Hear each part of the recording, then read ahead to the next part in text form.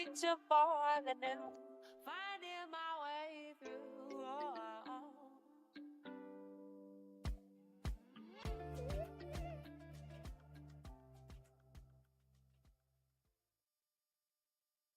Hey, Candid Land. It's your girl, Miss Krystal, and I feel like I haven't seen you all in a while. I didn't do my podcast last week. It was Derby weekend, decided to take a little break, but I'm back. I'm jumping back into this thing hot and heavy, and boy, do I got a show for you. But first, it's Mother's Day, and I always say the hardest hood to ever be a part of or go through is motherhood, but it is also one of the most rewarding things. And so I want to say happy Mother's Day to you, queens. I want to say happy Mother's Day to the mamas, the grandmamas, the aunties, and even the mother figures. And I hope that you were celebrated on today like you definitely deserve.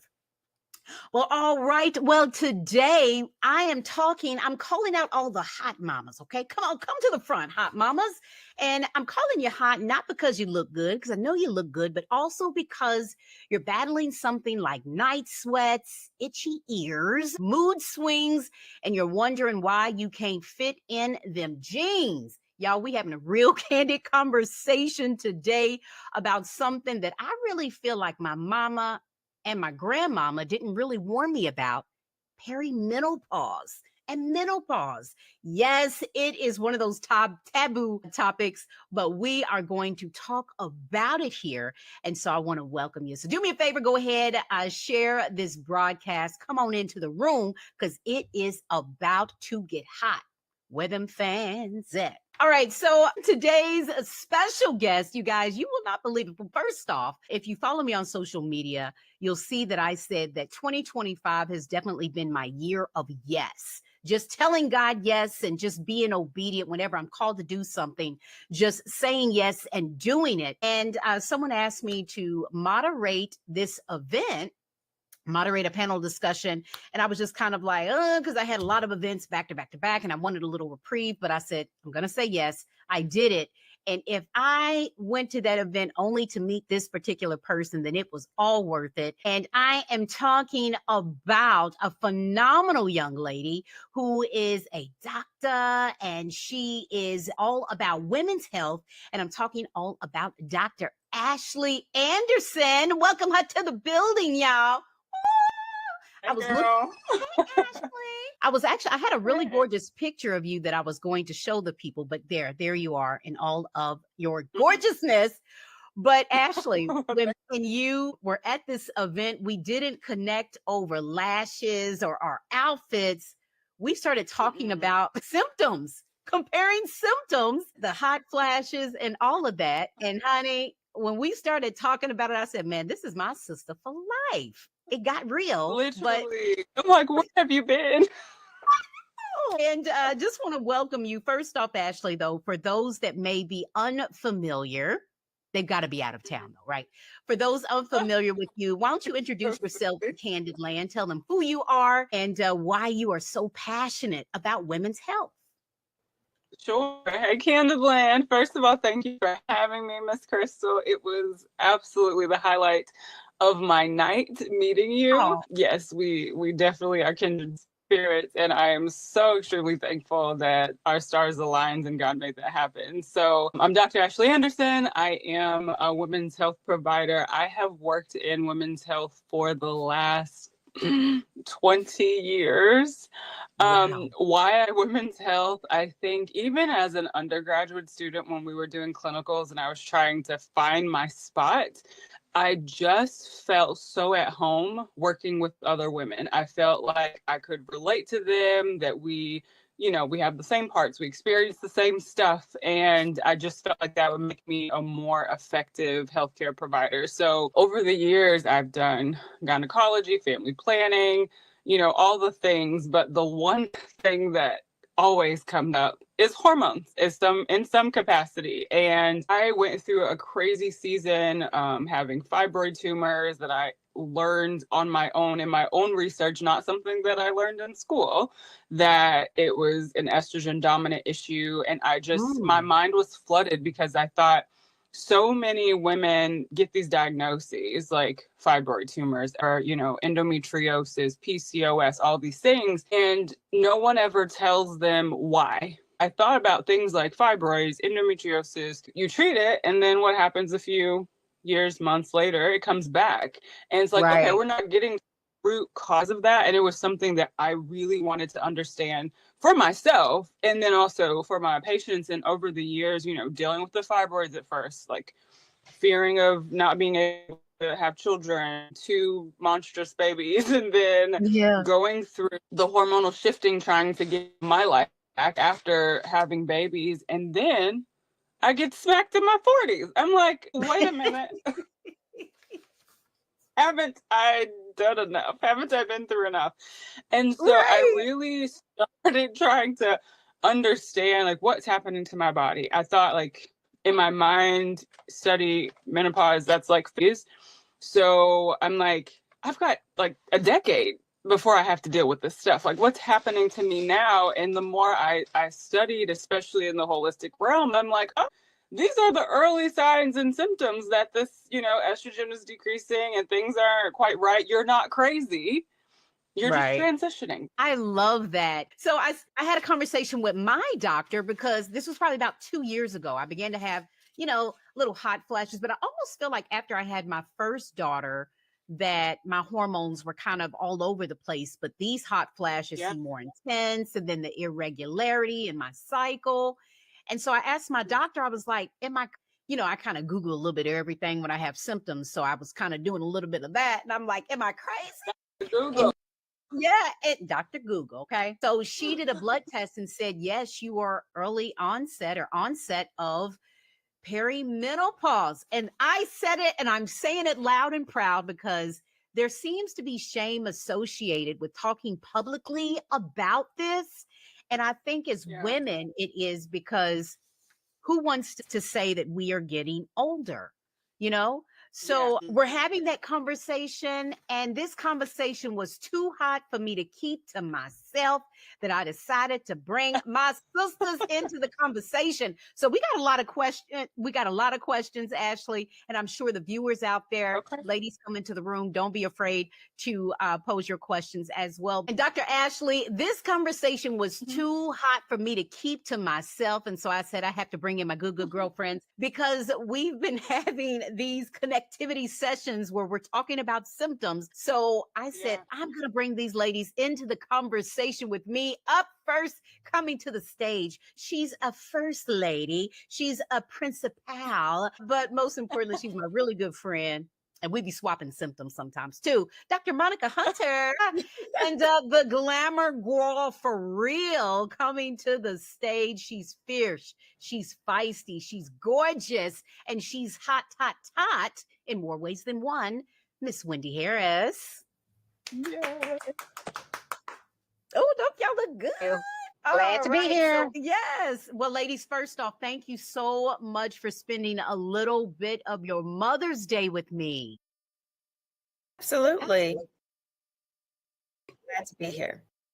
Well, first off, how many of you raise your hand if you feel as if your mama and your grandmamas did not have a conversation with you about this other stage of life?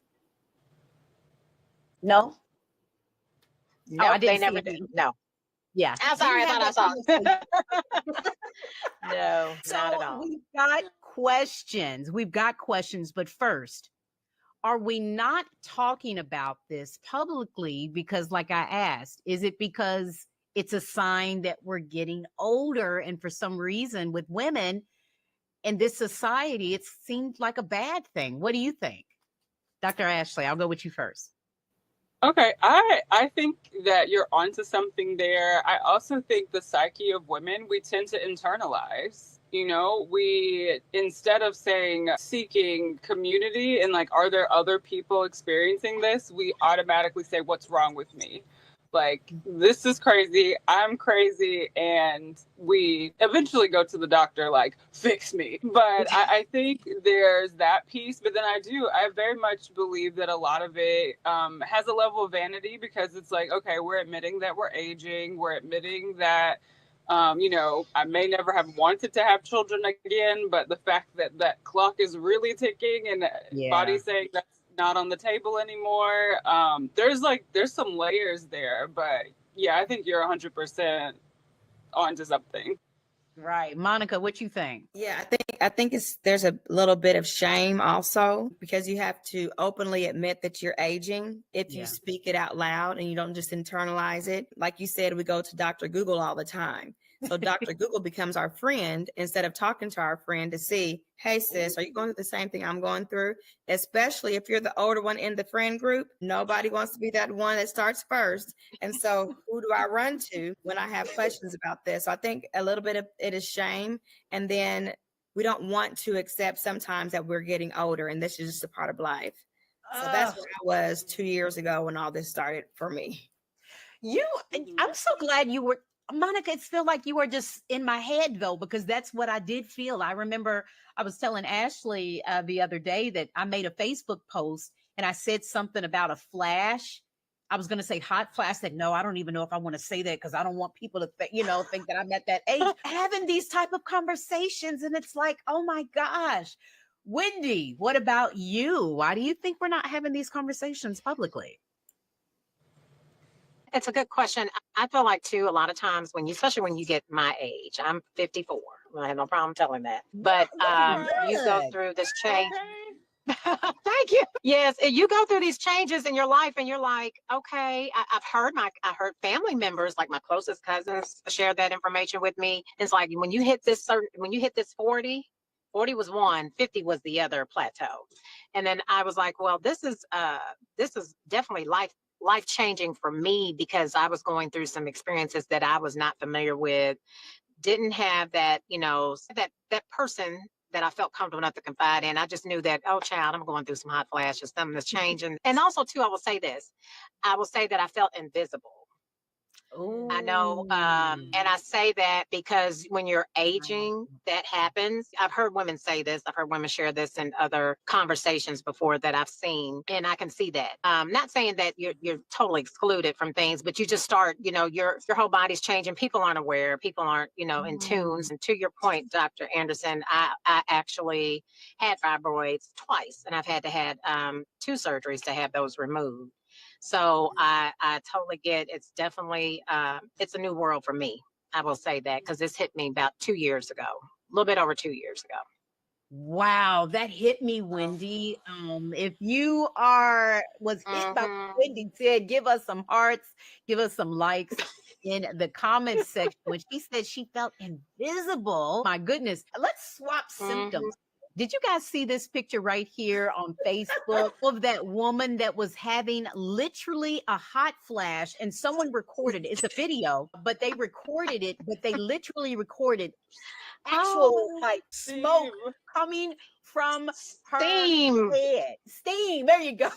Steaming hot. I think for me, it was the hot flashes was the first thing. But I think also not being able to drop weight as quickly as I used to when I just stopped eating after a certain time. So that was the first kind of couple things for me. Let's swap symptoms. Wendy, how about you? I would definitely say that was part of it. I was noticing I was weighing myself, and I knew I was doing all the right things as far as my diet. Maybe could have amped my water intake, but it was not moving the needle. It was just frustrating. So I finally got to the place where I was like, okay, something's going to have to change. So definitely went to, see my OBGYN and did all the things, but there were some things that I had to do some research myself. But I actually, I had even the frozen shoulder. Have you heard of that? Have y'all heard of the frozen shoulder? I was like, what is going on with me? I said, what? It was 1 minute to the next. I was going from one symptom to the next. I was like, okay. And then the creepy crawly skin. I was like, oh my God, really? Is this what we're doing? Is this what you know what? And I'm such a hypochondriac. You talking about symptoms I ain't read about, and I definitely don't want to start experiencing them. Monica, what were some of the symptoms? To piggyback off what Wendy said, I was having excruciating shoulder pain as well. And I was talking to my husband. We weren't married at the time, but I said, my shoulder feels horrible. And my hip. It wasn't just my shoulder, it's my hip as well. But it was so hard for me to get out of the bed every morning because of my joint pain. And he said, well, you need a new mattress.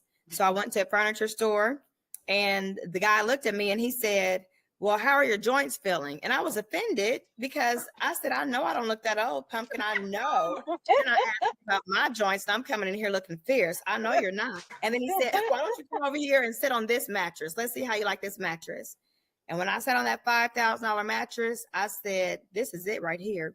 And so once I got the mattress, I was able to reposition myself and the pain started to ease. And once I went to the doctor and I had my levels checked, I realized that was one of the symptoms of perimenopause. I'm actually in full-blown menopause, and I'm okay to say that.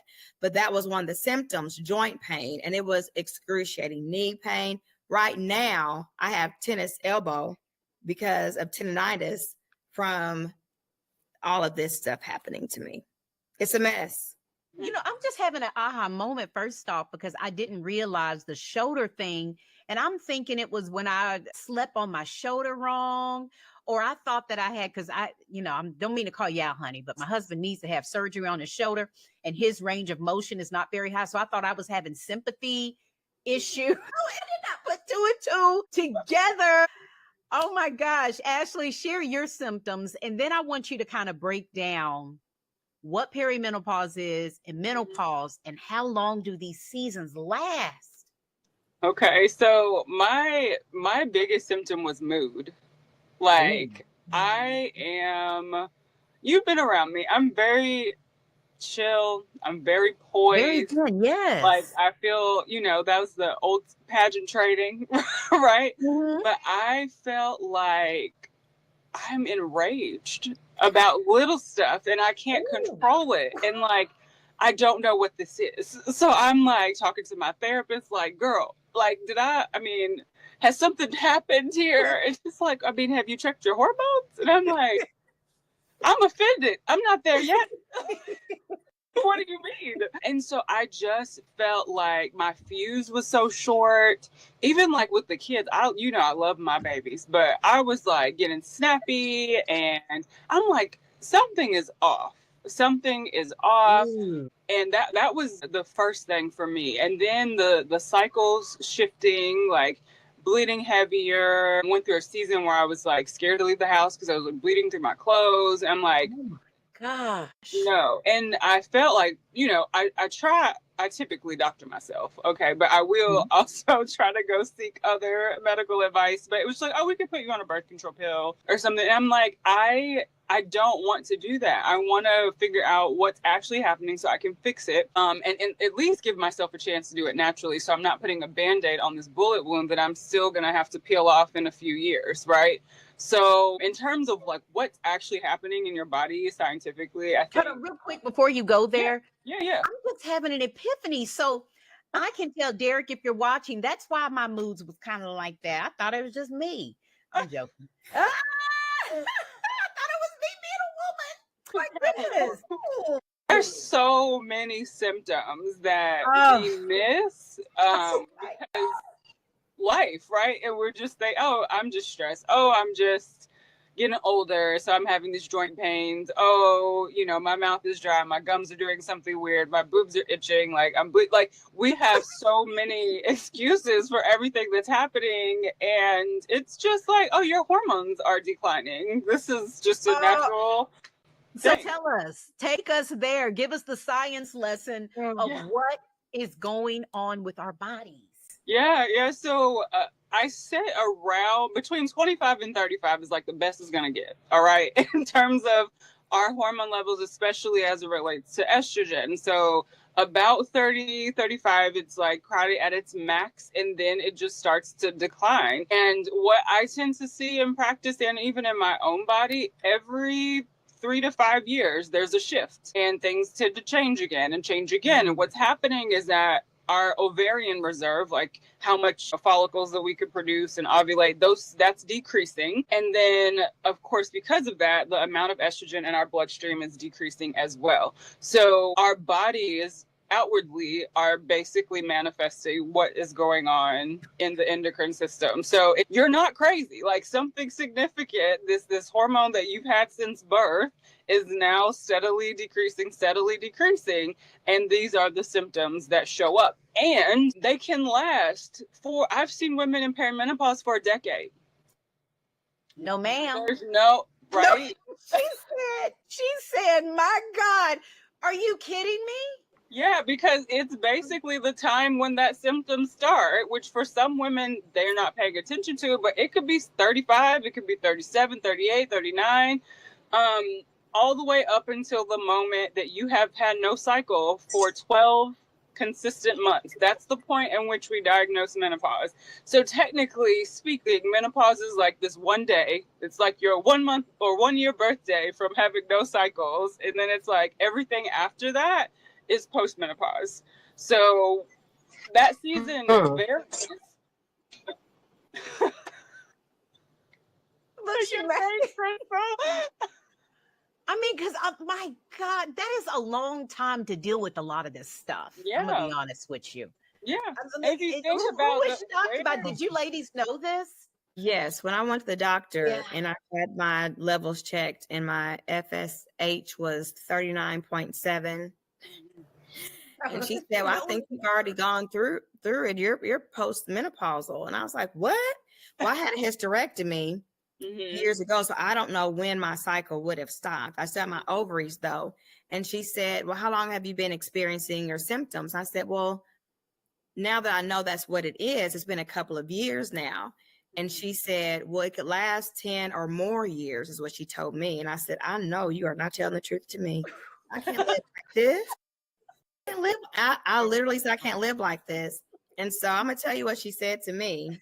It took me a year to actually do what she said to do. She said, we have this patch called the estradiol patch. And because I'll have all the symptoms, everything, anything you can think of, I have it. And I said, well, go ahead and give me a prescription. And I was so afraid to take it because I thought if I put the patch on that I was accepting that I was elderly. I'm elderly. Yes. It took me about 7 months to wear the patch and it completely changed my life. I slept for 8 hours one night. It took a few days. I stopped having moments of rage. I stopped feeling like I was losing my mind. The night sweats were not, my bed wasn't soaked. I mean, it changed my life. But yes, when I went to the doctor, she said it would last or could last 10 or more years. Oh my gosh, Wendy, what about you? Actually, it's interesting because to Monica's point, I'm in the same situation. I have the estradiol patch. I'm saying that correctly. And I'm on progesterone. I know they talk about the talks. I normally have to get some kind of balance. And I really wanted to be able to get rest. I didn't want to have those, the mood swings, all the things. And it's been very, very helpful. Like, I think I can make it this summer. I think I can make it. So, yeah, I think I'm actually, first off, I'm sure that you were shocked learning that this could be our reality for 10 years, but this has sent you on a mission though to gathering women and having these conversations, but also learning for yourself, which is really beautiful because you're not just telling us about the journey, you're on the journey also.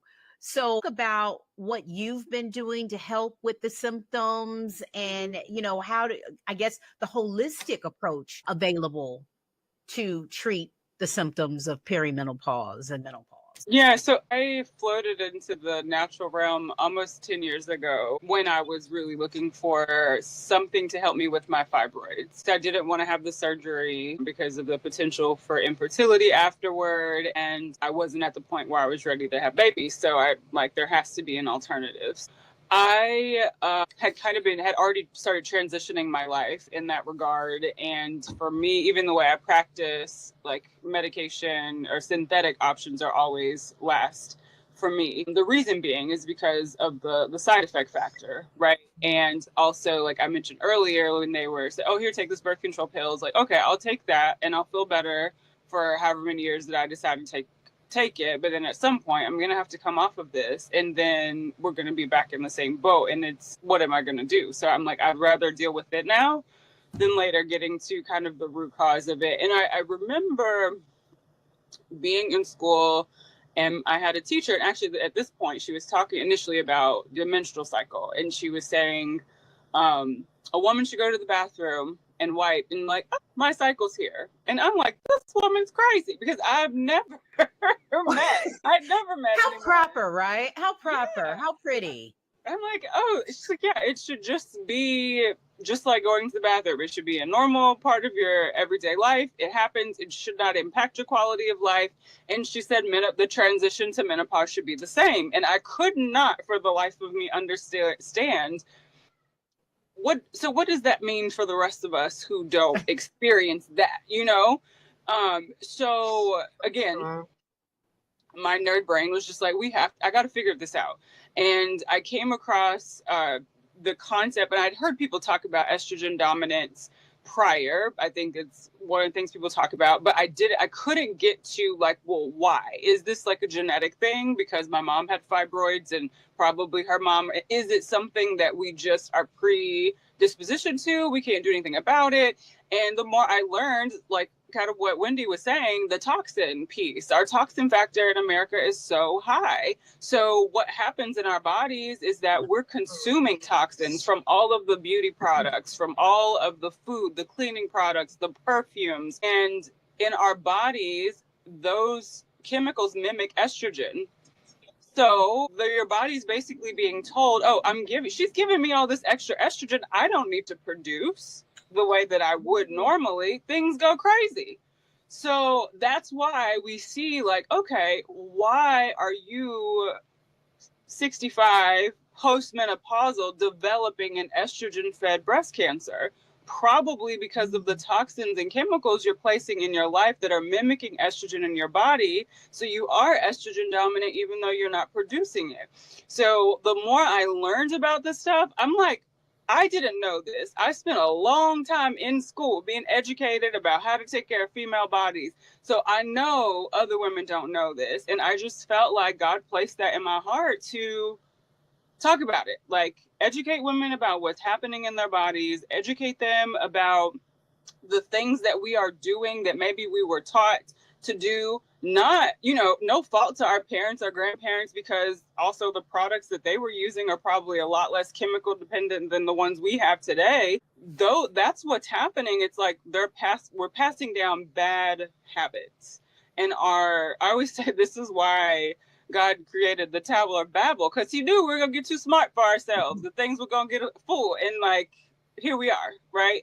Wow. So I just was so enraged about it that I'm like, how can I help? How can I support other women with this information? So I think that's what initially spurred my, I don't know, just my passion. I just was like, okay, God, how do we create spaces for women to be comfortable being vulnerable and talking about the season that we typically transition through by ourselves or with our doctor, occasionally with our therapist, and sometimes in our small group of girlfriends? It's like, this is a universal thing. It's a normal transition of life. We should not be ashamed. But honey, it ain't fun sometimes. Honey, it ain't pretty. And you talking about products our grandparents, I was wondering if Tussie had a lot of toxins. Who remembers Tussie? The deodorant? Yeah. Girl. Oh, okay. Yes, I do. Worst things, and I'll tell you, it was my very last deodorant and my skincare regimen were the last two things that I was willing to let go of. Whew. Really? Yes. Wow. I was just like, imagine. Honey, this is getting real.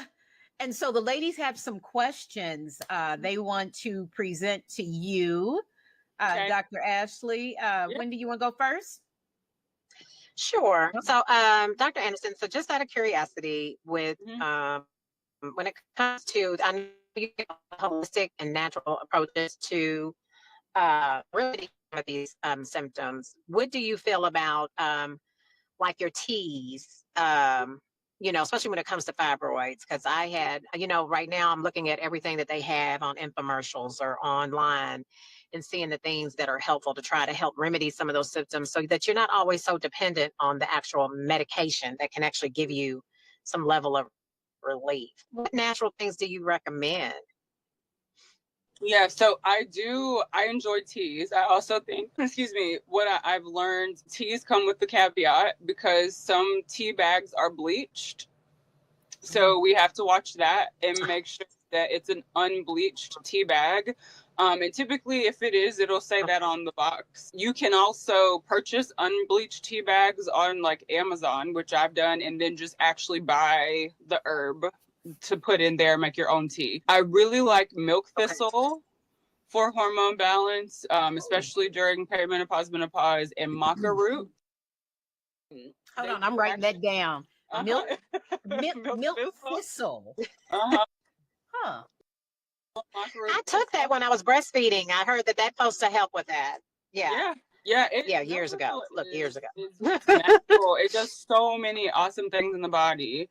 But it really, especially during this transition, it helps your body to just balance, and it also helps your body to excrete excess estrogens and metabolites from just toxins and such. So those are two of my favorites. They do also, you can get them in capsules too, but doing it as a tea is definitely a way to do it.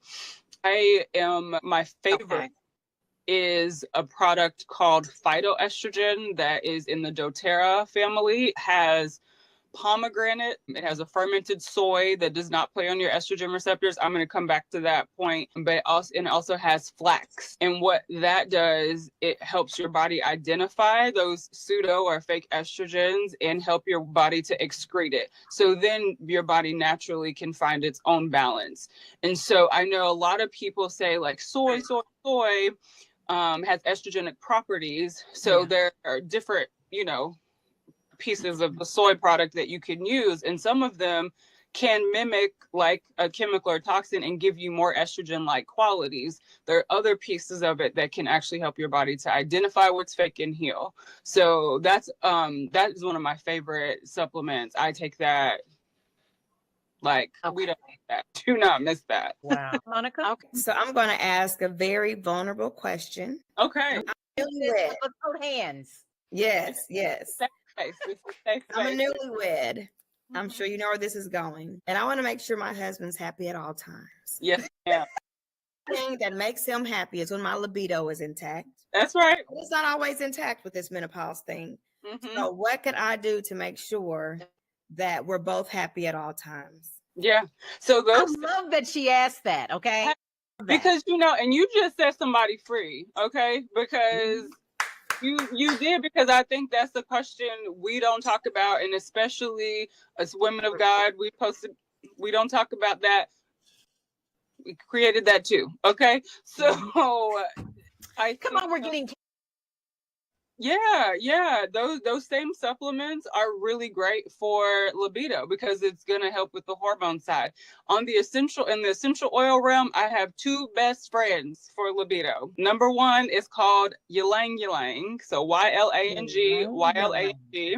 I use it a whole lot. It's part of my blood pressure protocol, but I always tell people, now be careful when you go rubbing that Ylang Ylang on yourself. You might start feeling a little froggy.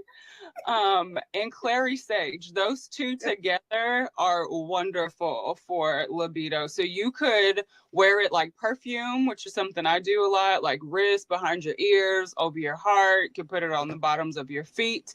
You could diffuse it in your room maybe an hour or so before like this is gonna be the night.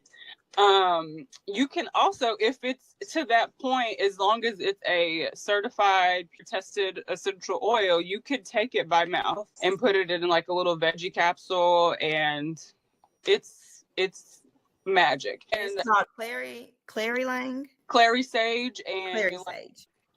And so I'm going to take that a step further with vaginal dryness is another thing that women experience in this season. And so lubrication is very important just because part of the process with the decrease in estrogen is, with the decrease in estrogen, the vaginal dryness is a major thing. It's just a kind of natural thing that happens. Women also even sometimes tend to have like itching and all of that kind of stuff too. So being able to have a good lubricant is important as well. So I definitely recommend like water-based so it doesn't throw off your pH. If in the natural realm, there's actually it's a hydrating mist called Beautiful that it's hydrating the skin. It's wonderful lubricant. And then there's also a thing it's called Yarrow Palm. It's got yarrow and pomegranate in there. It's blue, which throws people off, but it is a wonderful lubricant. And you can always DIY your own, but don't be ashamed. I love it. You know, we need to have this conversation like a behind the scene, like a separate group though, so the women can really, and we might be doing that a part 2. But Monica, first off, thank you for opening the door, that vulnerability and asking that question. I love that. And Ashley going even further with it. I love it. Let's talk all about it. And speaking of talking all about it, Ashley, why don't you share with the people some things that you've got coming up? Yes. So this obviously the time was so extremely divine. I have been having in my pocket for a while. I was like, I really want to like bring together other experts, whether it's in holistic medicine, fitness, nutrition, all together to help women understand what's happening to their bodies and how to use these natural tools to fix it. And also addressing some of the lifestyle things that are causing or worsening our symptoms that we don't always think about. So on June the 14th, and this is like an exclusive because I haven't even said this anywhere publicly yet. Yeah, girl, I have pulled together some amazing friends and colleagues of mine to have the Hot Mess Hormone Summit. So it's going to be a virtual summit. The title is Hot Mess Hormone Summit for Women Who Have Had Enough. Okay. We're done. So I've got an amazing nutritional, an ND nutritional doctor is going to come and talk about nutrition and menopause and perimenopause and how you can help support your body. I've got Dr. Catherine Phillips out of Atlanta, Georgia. She's an integrative doctor that's going to talk about those chemicals and toxins and how that messes up our endocrine system and how we can kind of right that ship. Tamika Alton, she's going to come and talk about sleep and how sleep deprivation can cause our symptoms to be worse. I've got a personal trainer, Molly, and she's going to talk about body positive exercise and movement during this transition. I've got one gentleman, Lar Stories, out of Birmingham, Alabama, who is an incredible sound healer, and he's going to talk about stress and how that really impacts our hormones and the way these symptoms manifest. We've got Dr. Pam's going to come on and talk about emotions. We're going to talk about all of it. And then I just said the ND, that's Dr. Sakina Bunch. She's amazing. We're going to be together for about 4 hours. The ticket prices, we kept it super low. It's $41. It's come in your PJs, camera on, camera off. I don't care. Just show up and get this goodness. Sign me up. Okay. Well, first off, we are going to put that information on how people can sign up in the chat, because this could be like, I could go on and on and on, and I'm not going to take the rest of y'all's evening, but this has been such a wonderful, revealing and healing conversation. I want more. Yeah. Me too. Yeah. And we're working on something for that too. Like, I think everybody's kind of shared just the importance of community and finding a tribe of people who get you and make sure you don't feel invisible, like Wendy said. And so that'll be coming very soon as well. So stay tuned. Okay. We got to stay together. We can be hot messes if we need to, but we're going to try to fix that thing. Okay. Absolutely. Hot message. Hot mamas. Sounds like tea, this has been so cool. Okay. Now go ahead and tell us about how to manage some of these symptoms. Yeah, so some quick just lifestyle things that you could do. The water intake is important. I think, Krystal, we were talking about, there is science that shows women who are dehydrated have higher and more, they have more and more intense hot flashes than women who are hydrated. So getting at least 100 ounces of water per day is a must at this time of our lives. 100 ounces. At least 100 or half your body weight, whatever is more. So that's one huge thing. The other thing that I would say tip wise, making sure you're getting enough protein in your diet, because if you're malnourished, you're going to have more flashes and more symptoms. We should be aiming between 80 and 100 grams of protein a day. So this might be something where you just need to start kind of taking some notes or using one of those free apps to log your food for a week or so and see where you fall. Because that's an area I thought I was doing really well in, but I was really getting like 40 or 50 grams a day. So I had to start throwing in some supplements, like some shakes, to help me get there. The other piece, y'all, I don't know if y'all gonna kick me off after this or not, but cutting back on our animal products, if not getting rid of them. So the dairy, the meats, as I know, but the more plant-based we can be, the better, just because a lot of the animal products, the same with caffeine and sugar, alcohol, it just adds more inflammation to our body. And when our body's more inflamed, we have more symptoms. And that even shows up with like joint pain, the electric shocks that women experience sometimes, headaches, like all of that. So I would say if we're going to start with like movement, we got to move. So getting some, it doesn't have to mean you go run a marathon. You can bike, you can walk, you can dance, you can swim. I don't care what you do, but moving your body at least 5 times a week is going to help you as well, because it's going to release those endorphins and your body's just going to be a lot happier. Well, y'all, ladies, this has been such a phenomenal conversation, such a good time. I feel seen, I feel heard. And definitely, this is starting a hot mama, hot mess revolution. Hey, before we get out of here, I want to do a candid and crazy quick fire round. And you ladies just answer popcorn style, or you can share your answers, okay? All right. Hot flashes or mood swings? If you had to choose one, what would you choose? Hot flashes or mood swings? I'll go with maybe the mood swings. I would do hot flashes because I don't want to upset my husband. Just look, it was such a martyr. I'll tell Derek to go to the other room. I was gonna say hot flash because typically I'm cold. I'm very cold natured, so I'll take a hot flash versus, I'm trying to get married and stay married. Getting ready to get married in the newlywed. Mood swings. And Wendy. I think I'll take the hot flashes because the mood swings definitely, yeah. And I'm right there with you, Ashley. I'm trying to get on that road. Road to matrimony. Be good. They trying to make it right for the ring. I hear you. Okay. Couple years you'll be like me. You'll take them mood swings. All right. Fan, freezer, or fridge. Where do you run when you overheat? Do you grab a fan? Do you stick your head in the freezer or open the fridge? What do you do? Fan. Are we in public? Or are we at home? Because if we're at home, I'm taking clothes off. If we're at public, I'm a fan. Oh my goodness, honey. I've stuck my face in the freezer before or opened the fridge. But honey, what does Krystal have on deck, Monica, all the time? Honey, I got my fan on deck. I went to lunch with a friend probably about a month ago. We was at Mesh.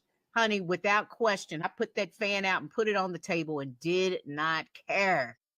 All right. What is the craziest symptom you never expected? What is a symptom that you were like, my gosh, this is crazy? What would you say? I didn't realize it was a symptom from this. When I woke up and my entire bed was soaked, I thought I was sick. And so I panicked. It scared me to death. And it was very embarrassing when we first got married. Our wedding night, the entire bed was soaked. And I was like, I am so sorry. I am so sorry. My hair, it was just a whole big old mess. I was like, I am so sorry. Did he think that you used the bathroom in the bed, or was it just like No, he's 56. And so this is nothing new to him. And he just keeps on telling me, well, you're getting older. Everything is fine. Because he's, he doesn't care anything about this. I'm the one that's self-conscious about it. He was like, and you know what he said? It was, I just had a terrible night sweat a few weeks ago. He said, switch sides with me. Oh, Isn't he sweet? that is sweet. Oh. That's sweet. I was the Sweet. same. It was that, and I was like, did I have one of those like little kid dreams and peed on myself? No, like what is happening? Yeah, I understand. Yeah.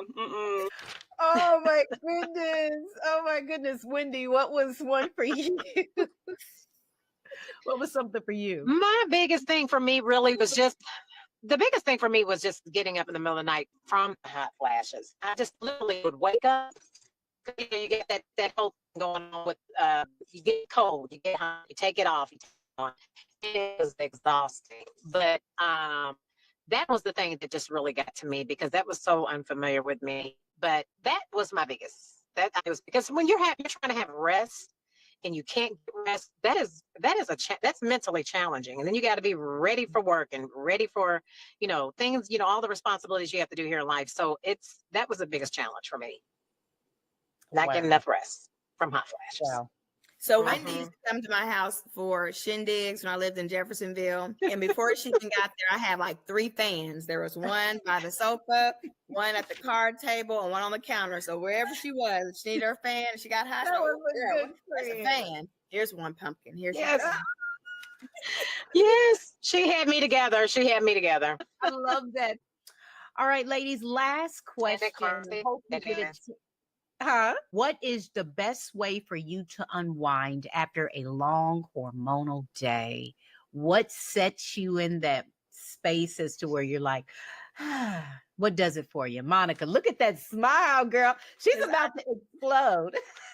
It's my routine, and it has been for the past few years. I decompress every night by taking a long, hot bath. Sometimes it's 30 minutes. Sometimes I can be in there for 2 hours, but that's the way I decompress every single night. Wow. I'm a bath girl too. I love me a nice bath, but you know what is for me? What? Getting on my bed and having my little furry blanket, or being on my couch with my little furry blanket, feet in front of the space heater. That's my way to unwind constantly. It could be hot. It could be almost like 100 degrees outside. I'll have the fan on over my head and still have a space heater on my feet. I don't know what it is. Just it's something I've been doing for years. Definitely winds me down. Dr. Ashley, what about you? Yeah, so same routine. I love a good cup of hot tea and hot herbal tea with a little honey in it. I love diffusing. There's a blend I love to use at night called Shinrin Yoku. It's the forest bathing blend.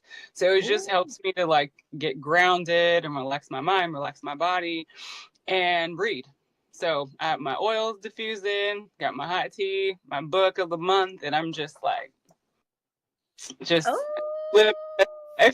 love it. Oh yeah, I got to put my audio. I'll be listening to my audio book though.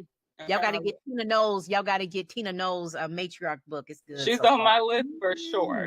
Yes, definitely good. Yes. Wendy, how about you? What's your best way to Definitely tea and soft, relaxing music, more like meditation music. That helps me a lot. Just in the background as I'm getting, doing my makeup routine, just trying to decompress. That helps out a whole lot. And definitely my tea. Have to have my tea. I love that. I wrote the names down for the teas that you said were good. Ashley, if people want to get some of these products, I mean, how can we get in touch with you so we can find out more information about your event and some products? Because I know you do sell oils. Oh, yeah. So you can follow me on my social media is just my name, Dr. Ashley Anderson on Facebook. It's Dr. Ashley D. Anderson on Instagram, or you can go to my website. It's ashleydanderson.com. And by the time you finish watching this episode, there shall be tickets available on Eventbrite for the Hot Mess Hormone Summit. So you can go there and get all the goodness. Absolutely. I don't know about y'all, like you ladies, but I'm going to have my face in the virtual space for that summit. Ladies, this has been truly amazing. I've enjoyed this time with you, and I hope you feel seen. And Thank to all the you. hot mamas out there, this doesn't have to be a secret. Let's have an open, candid conversation, because you know what? Every year that we get an opportunity to celebrate another birthday is a blessing. Yeah. And so rather than us, tuck away in shame about aging, let's celebrate it the way divas do. All right. That's right. That is absolutely right. You all have a wonderful evening. Again, happy Mother's Day. Ladies, let's give a wave to all the viewers and keep it hot. All right. Keep it candid. Bye. All right.